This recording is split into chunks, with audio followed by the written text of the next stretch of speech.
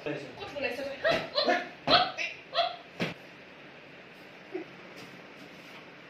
এই কাপোৰকেইটা মেলি দিবলৈ কোৱা ঝাৰু এটা আনি কিনে ৰুমটো চাফা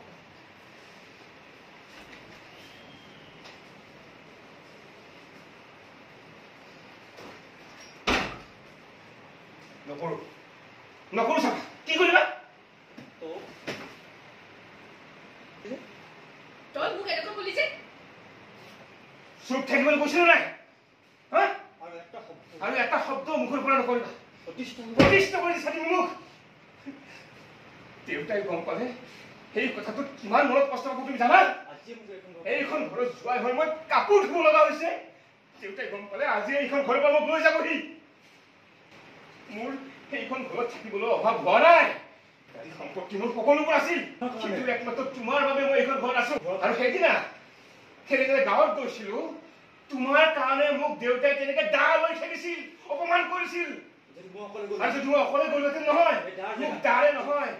ফুলৰ মালাৰে আদৰিলেহেঁতেন গাঁৱৰ মানুহবোৰে মোক বহুত ভাল পায় কিন্তু তুমি যোৱা কাৰণে সেইদিনা মোক ষ্টেচনলৈ নিব নাহিল নহলে তেওঁলোকে ষ্টেচনলৈ মোক ফুলৰ মালাৰে আদৰি কোলাত তুলি লৈ গ'লহেঁতেন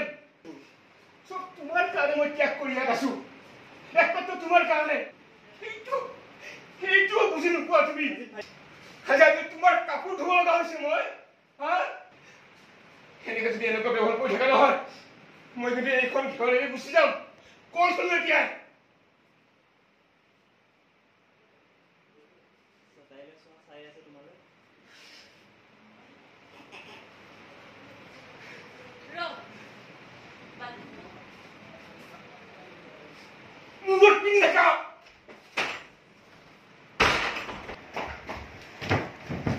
আজিৰ পৰা মই ইয়াত বহিম ইয়াত শুনো কি কৰিবা শুনিছা নে কি কৈছো তুমি তোমাক কৈ আছো মাইনী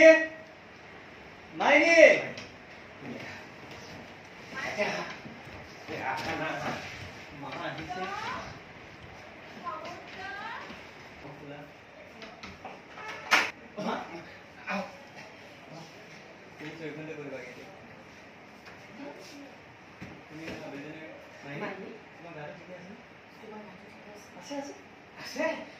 ঠিকে আছে